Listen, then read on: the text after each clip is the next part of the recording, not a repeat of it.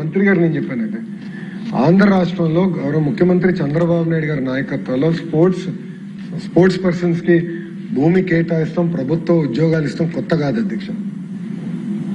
మీరు చూడండి, పివి సింధు గారికి ప్రభుత్వ ఉద్యోగం ఇచ్చిన ఘనత ప్రజాప్రభుత్వం అధ్యక్ష. అధ్యక్ష ఇంకా కొన్ని సంవత్సరాల ఆమె ఐఏఎస్ అధికారు కాబోతుంది అధ్యక్ష. కన్ఫర్డ్ ఐఏఎస్ కి షీల్ బికమ్ ఎలిజిబుల్. ఆమెకి భూమి ఇచ్చారు అధ్యక్ష. నాకు ఇప్పటికీ గుర్తు అధ్యక్ష, ఎర్ర జ్యోతి గారు ఉన్నారు అధ్యక్ష. ఎర్ర జ్యోతి గారు ట్రాక్ అండ్ ఫీల్డ్ ఉత్తరాంధ్ర బిడ్డ అధ్యక్ష. She's our best bet for Olympics. నేను కేబినెట్ కి తీసుకెళ్లాను అధ్యక్ష. అప్పుడు గౌరవ ముఖ్యమంత్రి గారికి కొంచెం సందేహం ఉంటే నోట్ ఇచ్చాను అధ్యక్ష. ఇమీడియట్ గా నోట్ చదివి ఎస్ మన అమ్మాయి ఇమీడియట్ గా ఇవ్వండి గవర్నమెంట్ జాబ్ అని చెప్పారు అధ్యక్ష. శ్రీచరణి అధ్యక్ష, మన ఉమెన్స్ క్రికెట్ టీమ్ లో అద్భుతమైన బౌలర్ శ్రీ ఇప్పుడు డిగ్రీ పూర్తి చేయాలి. డిగ్రీ పూర్తయిన వెంటనే ఇమీడియట్ గా ఆమె కూడా గవర్నమెంట్ జాబ్ ఇవ్వాలని గౌరవ ముఖ్యమంత్రి గారు డైరెక్షన్ ఇచ్చారు అధ్యక్ష.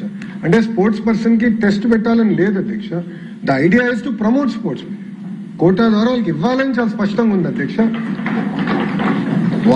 వాళ్ళందరికీ ఏదైతే రూల్ పాటించామో అదే రూల్ ఇక్కడ కూడా పాటించి గౌరవ మంత్రి గారి నాయకత్వంలో 29 డిసిప్లిన్స్ ఏదైతే ఉందో కేంద్ర ప్రభుత్వం సూచన మేరకు 65 డిసిప్లిన్స్ తీసుకొచ్చాం.